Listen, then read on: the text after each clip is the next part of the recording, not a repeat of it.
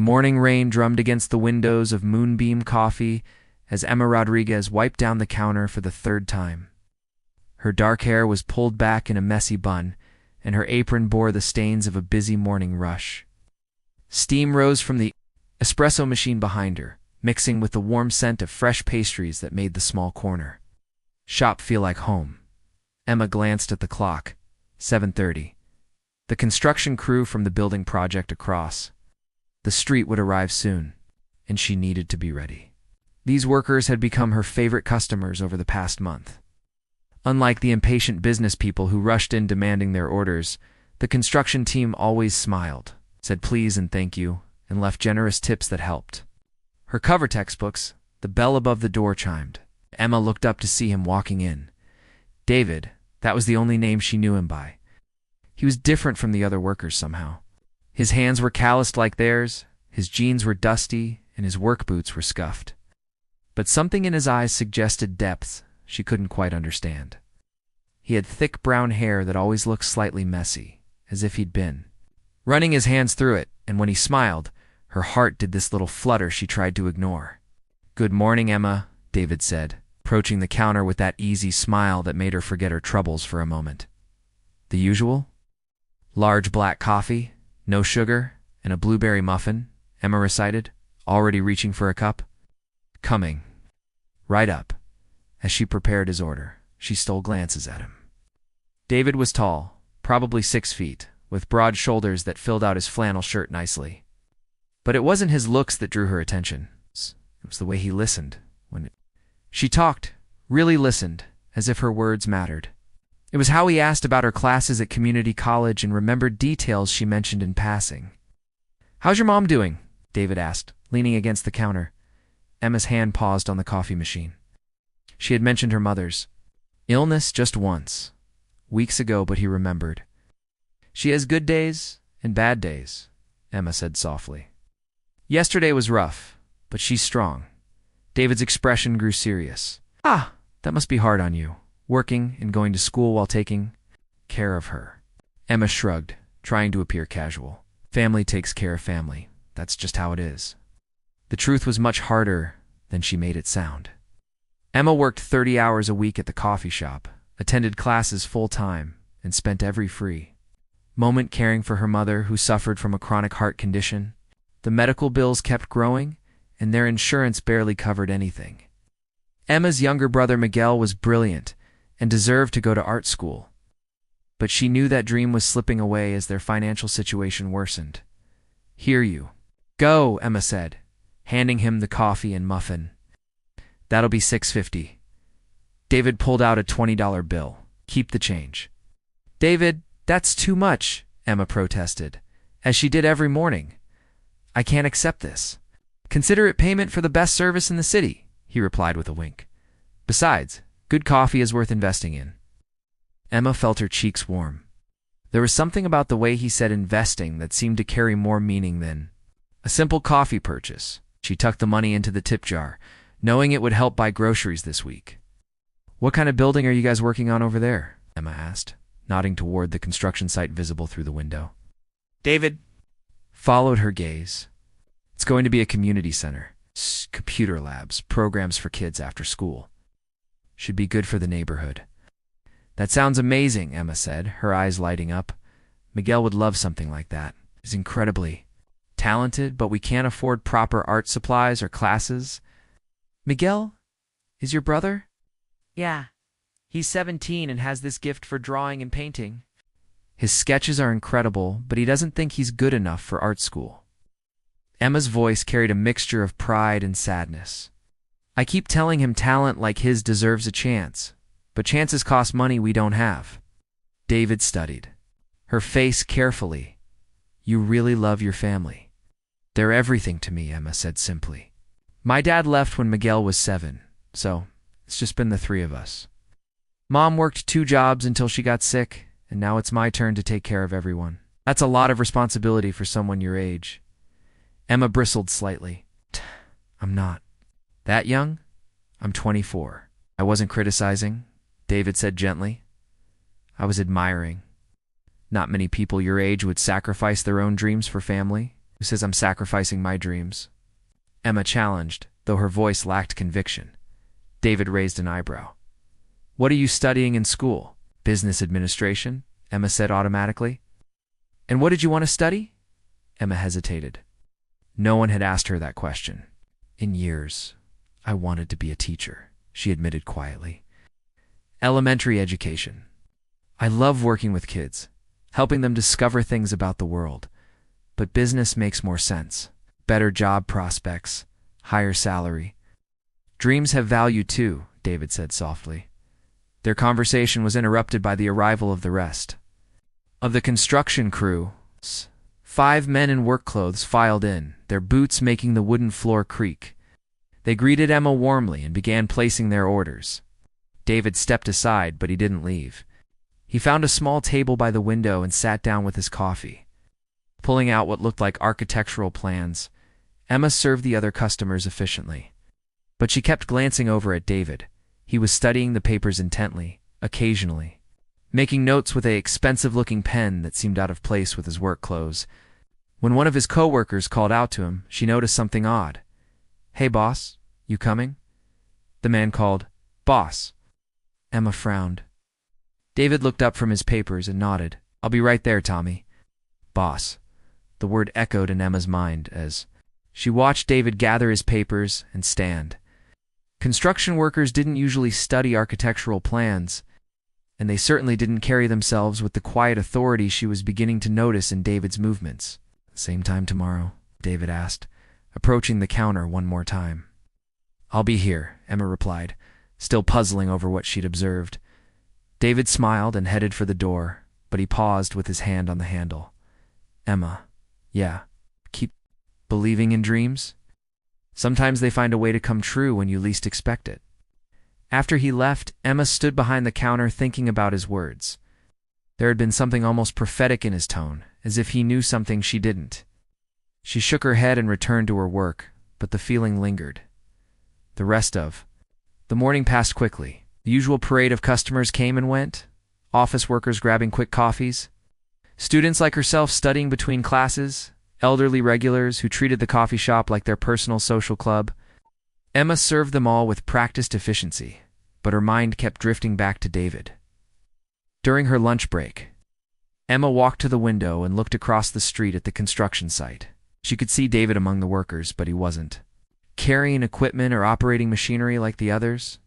Instead, he seemed to be directing the work, pointing at different areas and having conversations with people in hard hats who looked like supervisors. Emma's phone buzzed with a text from her brother. Mom's having chest pains again. Should I call 911? Emma's heart clenched. I'm coming home, she texted back. Call if it gets worse. She quickly explained the situation to her manager and rushed out of the coffee shop. As she hurried down the street toward the bus stop, she didn't notice the black sedan that pulled up to the construction site, or the way David's entire demeanor changed as he walked toward it, his posture straightening, his expression becoming more serious and authoritative.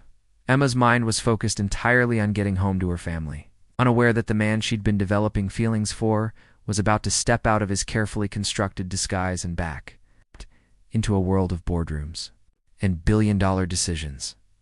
She had no idea that their morning conversations meant more to him than she could imagine, or that he'd been asking about her family because he'd already begun planning ways to help them.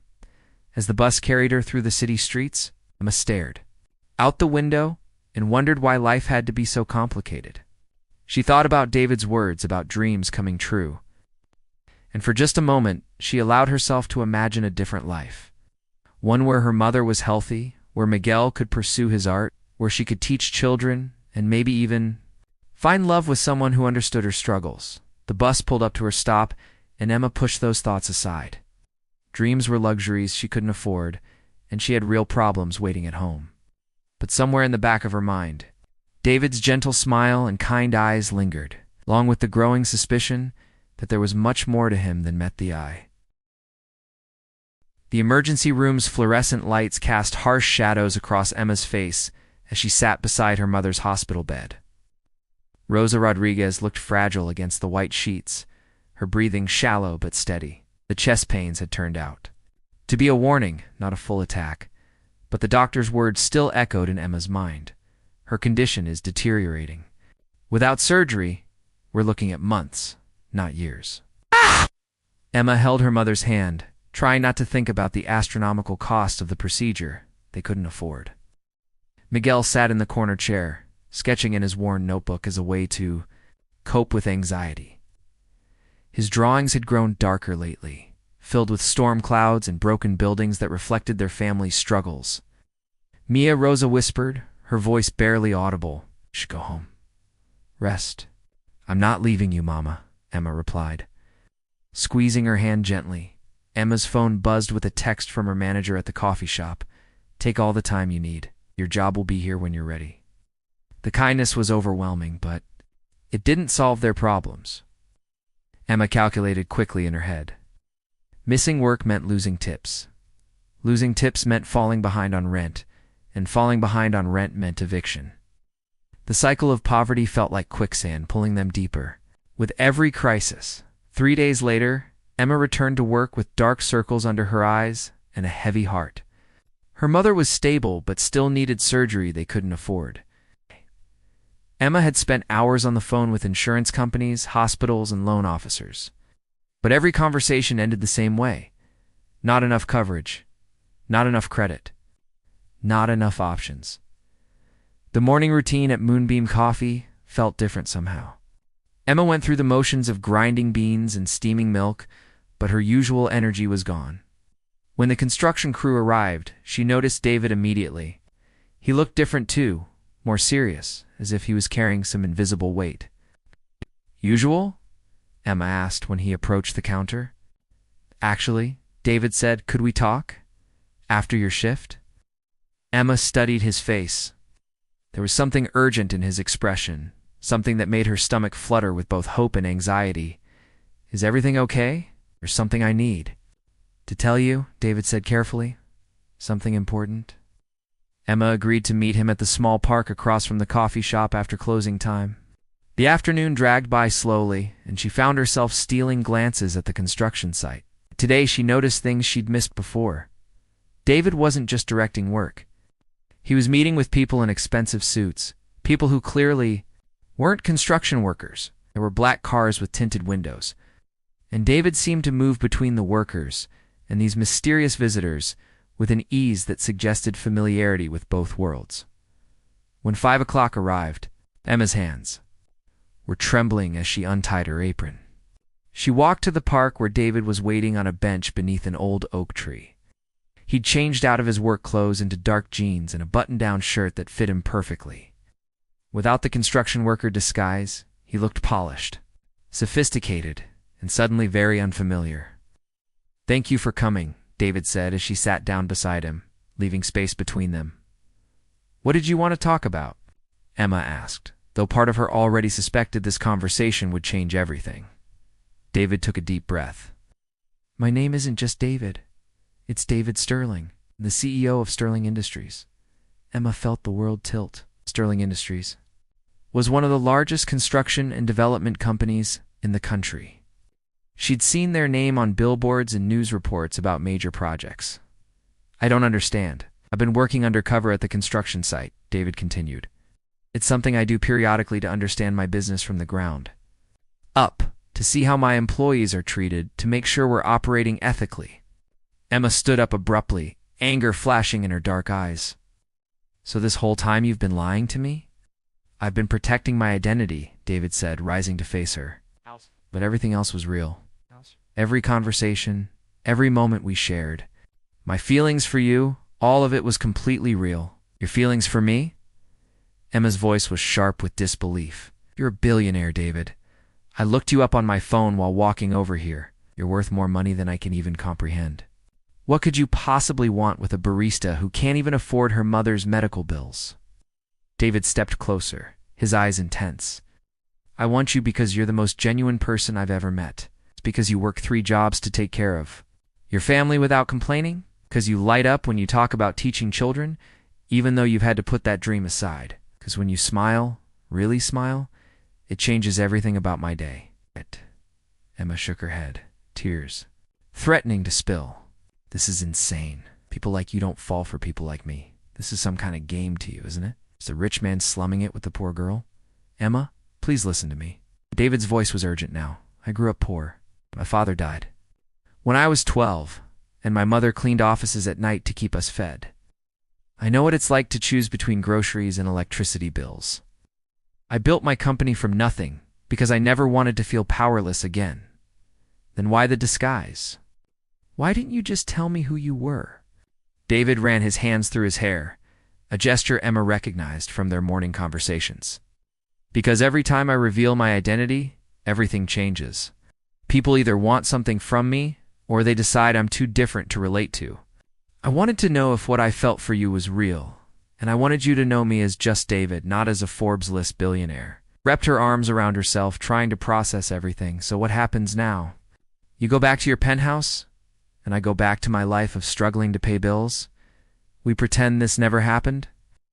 No, David said firmly. Now I help your family. I can pay for your mother's surgery. I can ensure Miguel gets into the best art school in the country. I can make sure you never have to worry about money again. And what do you want in return? Emma asked suspiciously. David's expression softened. I want you to give us a chance. I want to show you that love isn't about money or social status. It's about two people who make each other better. Emma felt overwhelmed by the magnitude of what he was offering. Her mother's life, her brother's future, her own dreams, all within reach. But something inside her rebelled against the idea of being rescued like a princess in a fairy tale. I can't be bought, David, she said quietly. My feelings aren't for sale. I'm not trying to buy you, David replied. I'm trying to show you that I'm serious about this, about us. He said family takes care of family. Well, I want to be your family. Emma stared at him, seeing the sincerity in his eyes, but struggling with the vast difference in their worlds. How do I know this isn't just guilt or some savior complex? How do I know you actually care about me and not just the idea of helping someone? David moved closer, close enough that she could smell his cologne, something expensive and subtle. Because I've spent weeks getting to know you. It's not your situation, not your struggles, but you. I know you always ask customers about their day and actually listen to the answers. I know you save the slightly stale pastries for the homeless man who comes by every Tuesday. I know you hum while you work when you think no one is listening. I know you, Emma Rodriguez, and I'm falling in love with who you are, not what I can do for you. Emma's resolve wavered. The way he said her name, the details he'd noticed, the genuine emotion in his voice, all of it felt real. But the gap between their worlds still seemed insurmountable. This is crazy, she whispered. Maybe, David agreed. But sometimes the best things in life are a little crazy. Emma looked across the park toward the hospital where her mother was recovering. She thought about Miguel, whose artistic talent was wasting away without proper opportunities. She thought about her own dreams of teaching buried under the weight. A financial necessity. David was offering her everything she'd ever wanted, but at what cost to her pride and independence? I need time to think, Emma said finally. David nodded, though disappointment flickered across his features. I understand. But Emma, please don't let pride stand in the way of your family's future. Don't let fear keep you from something that could be beautiful. As Emma walked away from the park, her mind raced with possibilities and doubts. David Sterling, billionaire CEO, was in love with her. It seemed impossible, like something out of a movie. But the way he'd looked at her, the way he'd remembered every small detail about her life, felt authentic in a way that scared her. That night, she sat beside her mother's hospital bed. Emma found herself studying Rosa's face. Her mother had sacrificed everything for her children, working multiple jobs, going without so they could have more. Now Emma had the chance to end their struggles forever. But it would mean accepting help from a man she'd known for only a few weeks, a man whose true identity had been hidden from her. Mama, Emma whispered, taking her mother's hand. What would you do if someone offered to solve all our problems, but you weren't sure if you could trust their motives? Rosa's eyes fluttered open. Mia, sometimes God sends help in unexpected packages. The question isn't whether you trust their motives. The question is whether you trust your own heart. Emma squeezed her mother's hand. Knowing that tomorrow would bring a decision that would change everything, the surgery was scheduled for Thursday morning. Emma sat in the hospital waiting room, her hands clasped tightly in her lap as she watched. The clock ticked toward 9 o'clock. 3 days had passed since David's revelation, and she still hadn't given him an answer. But yesterday, when the doctor delivered the news that her mother's condition had worsened and surgery could no longer be delayed, Emma had made the hardest decision of her life. She'd called David, now. As nurses wheeled her mother toward the operating room, Emma felt a mixture of relief and terror. The surgery was being performed by the best cardiac specialist in the state, at a private hospital she never could have afforded. All because David Sterling had made a single phone call. Miguel sat beside her, his sketchbook forgotten for once. At 17, he was tall and lanky, with the same dark eyes as Emma, but a quieter personality. "I still can't believe this is happening," he said softly. "Neither can I," Emma admitted. The waiting room doors opened, and David walked in carrying coffee and pastries from a bakery downtown. He'd kept his promise to give her space, but when she'd called about the surgery, he'd insisted on being there. He wore a simple gray sweater and jeans, clearly trying not to intimidate with expensive clothes. "Any news?" David asked, settling into the chair across from them. "She just went in," Emma replied, accepting the coffee gratefully. "The doctor said it could take 4 to 6 hours. David nodded and pulled out his phone. "I need to make a few calls about rescheduling meetings. I'm staying until we know she's okay." Emma watched him as he spoke quietly to what was presumably his assistant, canceling important business commitments without hesitation. This was the David she remembered from the coffee shop, considerate, present, making her feel like she mattered. But now she knew those canceled meetings probably involved millions of dollars and hundreds of employees. "You don't have to stay," Emma said when he finished his calls. "I know you have important things to do." David looked at her seriously. "Nothing is more important than this, than you." Miguel glanced between them with interest. Emma had told her brother about David's true identity, and while Miguel had been shocked, he'd also been fascinated. "So you really built your company from nothing?" Miguel asked. "And my mother and I lived in a 1-bedroom apartment until I was 16, David replied. "We're cleaning offices at night and I had a paper route before school. When she got sick, I dropped out of high school to work full-time at a construction company. Eventually I got my GED and started taking business classes at night." "How did you go from construction worker to CEO?" Miguel asked, his artistic mind clearly intrigued. "By the transformation." "Stubbornness, mostly," David said with a slight smile. "I saved every penny for 3 years to buy a small piece of property. I renovated it myself and sold it for a profit. Then I bought 2 properties, then 4. Eventually, I had enough capital to start my own construction company." Emma listened to the story she'd never heard before. "What happened to your mother?" David's expression grew sad. "Cancer. She died when I was 25, just as the company was really taking off. She never got to see what we built together." "I'm sorry," Emma said softly, understanding now why helping her family meant so much to him. "She would have liked you," David said, meeting Emma's eyes.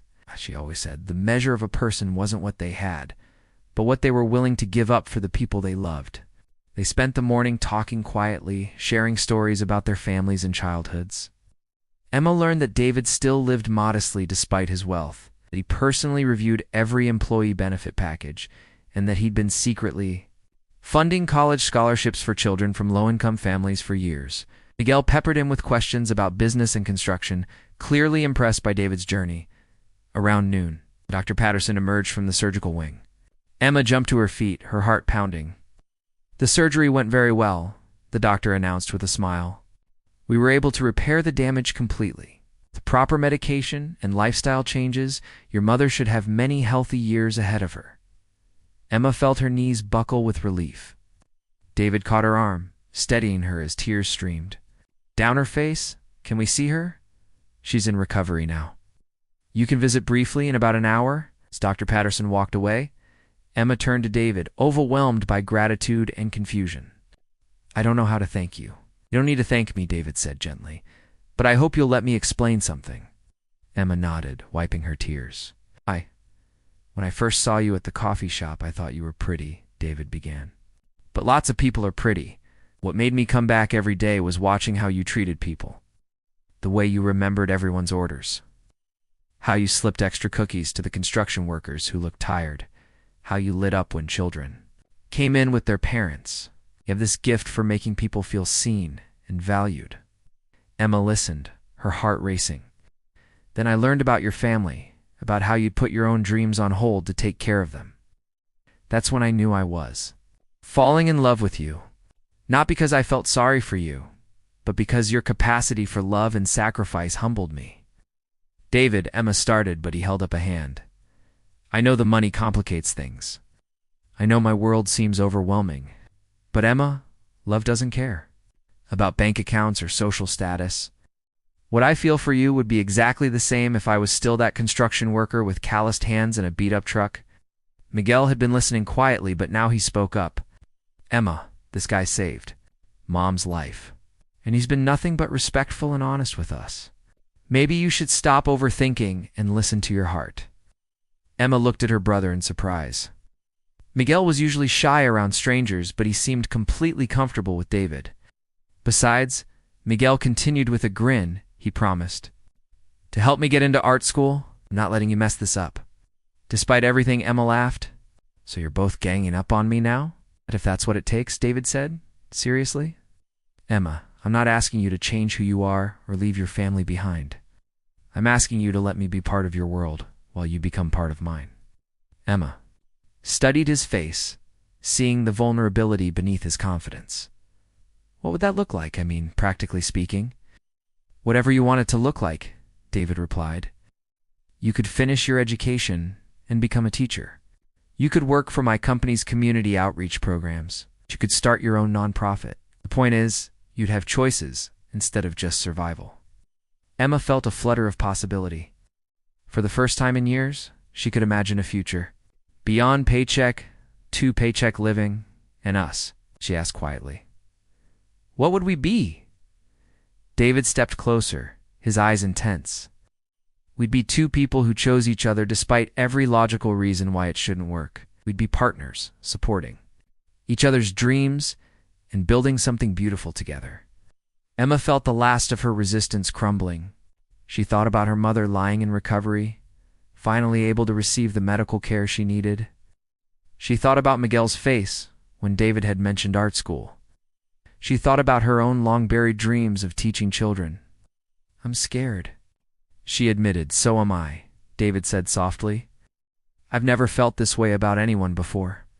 But Emma, some things are worth being scared for. Emma took a deep breath, her decision finally clear. Okay, let's try this. Let's see what happens when a billionaire falls in love with a barista. David's face broke into the most genuine smile she'd ever seen. He reached for her hands, intertwining their fingers. Thank you for giving us a chance, Miguel whooped quietly, mindful of the hospital setting. Finally, Mom's going to be so happy. As if summoned by his words, a nurse appeared to escort them. To Rosa's room? Emma's mother was awake, looking pale but peaceful. When she saw David standing beside Emma, holding her hand, Rosa's eyes filled with understanding. Mama, this is David, Emma said softly. The man I told you about. Rosa studied David with the sharp eyes of a mother protecting her daughter. You're the one who paid for my surgery. Yes, ma'am, David replied respectfully. Why? David glanced at Emma, then back at Rosa. I love your daughter, and her pain is my pain. Your family's struggles are mine now if you'll let them be. Rosa was quiet for a long moment. Then she smiled weakly. Emma, bring him closer. Emma and David approached the bed together. Rosa reached out and took David's hand with surprising strength. You take care of my girl, Rosa said firmly. She's been taking care of everyone else for too long. I promise, David said solemnly. Rosa squeezed his hand, then released it. Then welcome to the family, mijo. 6 months later, Emma stood in front of her first-grade classroom, watching 26 eager faces look up at her expectantly. She'd finished her education degree through an accelerated program David had helped arrange. And now she was finally living her dream of teaching. Miguel was thriving at the prestigious art academy, his talent blossoming under proper instruction. Rosa was healthy and had taken over managing the community center that David's company had built. The same one Emma had admired from the coffee shop window. Emma wore a simple engagement ring, not the enormous diamond David had initially proposed, but a vintage piece that had belonged to his mother. They'd found their balance between his world and hers, creating something entirely new together. Miss Rodriguez, one of her students, called out, "You're smiling again." Emma laughed, realizing she'd been thinking about David, who would pick her up after school for their weekly visit to the coffee shop where they'd met. Moonbeam Coffee had become their special place, where a billionaire CEO and a former barista continued to fall in love over simple conversations and shared dreams. Love, Emma had learned, wasn't about rescuing or being rescued. It was about two people choosing to build a life together, supporting each other's dreams while staying true to who they were at heart.